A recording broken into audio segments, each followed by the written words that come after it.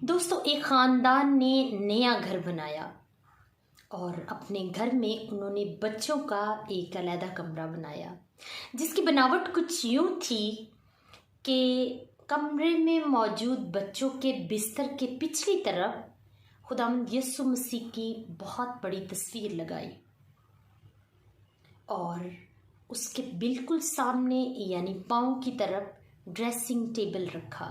जिसका बहुत बड़ा शीशा था। इस घर की सबसे छोटी बच्ची जब अपने बिस्तर पर लेटती तो वो खुदावंद यीशु मसीह की तस्वीर को अपने ऐन सीधे शीशे के अंदर देखती और उसे बहुत अच्छा महसूस होता।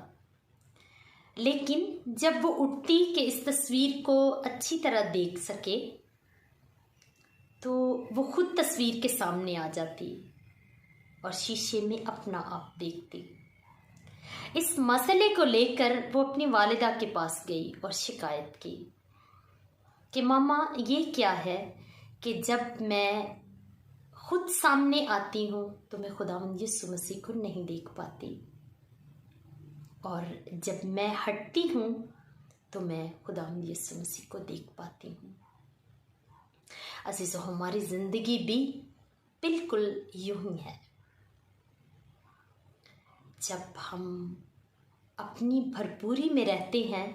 या अपने आप पर ज़्यादा ध्यान और ज्ञान रखते हैं या खुद पर ज़्यादा फोकस करते हैं, खुद को मरकज़े निगाह बनाते हैं,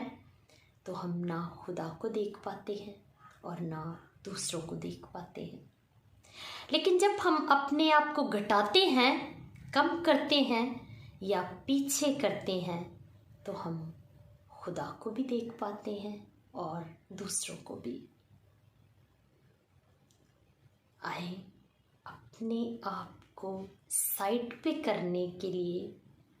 अपने आप को कम करने के लिए, अपने आप को घटाने के लिए तैयार हों, ताकि हम खुदा को और उसके लोगों को बेहतर तौर पर देख सकें।